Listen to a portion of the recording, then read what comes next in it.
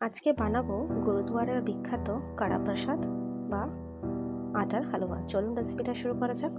তবে এটা আমি বাতাসা দিয়ে বানাবো। কিছুটা বাতাসা নিয়েছি, ওই 100 থেকে 150 গ্রাম বাতাসা আছে। তার মধ্যে দিয়ে দিলাম 3 কাপ জল গুলে নেওয়ার জন্য। তারপর গরম হতে দিয়ে দিয়েছি গ্যাস ওভেনে, তাহলে পুরো বাতাসাটা গলে যাবে। ব্যাস গলিয়ে নিলেই হবে, কোনো রকম বেশিক্ষণ জাল দেওয়ার প্রয়োজন নেই। এরপর কড়াই গরম করে দিয়ে দিলাম ঘি আর দিলাম কিছুটা সাদা তেল। আপনারা চাইলে পুরোটাই ঘি দিয়ে করতে পারেন, তবে আমি মিক্স দিয়েছি, এটা আপনার চয়েস। আর দিয়ে দিলাম আটাটা দিয়েছি একটা হাতার পরিমাপে 1 হাতা। তবে আমি যদি মেজারমেন্ট কাপের হিসাবে বলি, তাহলে কিন্তু যে কাপে আমি জল দিয়েছি সেই কাপের কিছুটা কম 1 কাপ হবে। এরপর কন্টিনিউয়াসলি আমাদেরকে চালিয়ে যেতে হবে, খুন্তি দিয়ে নাড়িয়ে যেতে হবে। কালারটা দেখুন আস্তে আস্তে কিন্তু সম্পূর্ণ চেঞ্জ হতে থাকবে।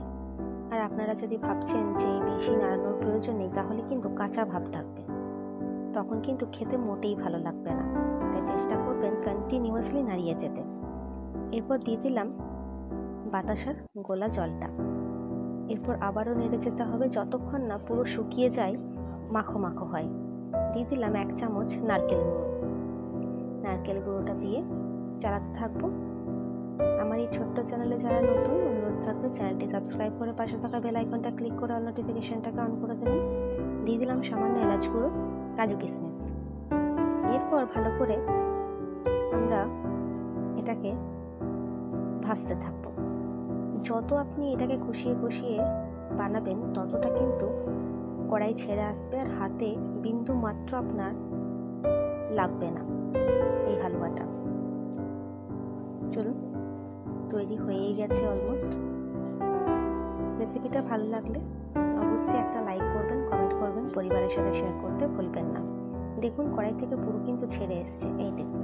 খুন্তিতেও লাগছে না, আর খাওয়ার সময় হাতেও লাগবে না, চামচেও লাগবে না, বাটিতেও লাগবে না, কিছুতে না। একবার অবশ্যই তৈরি করে আমাকে জানাবেন কেমন হয়েছে। ধন্যবাদ।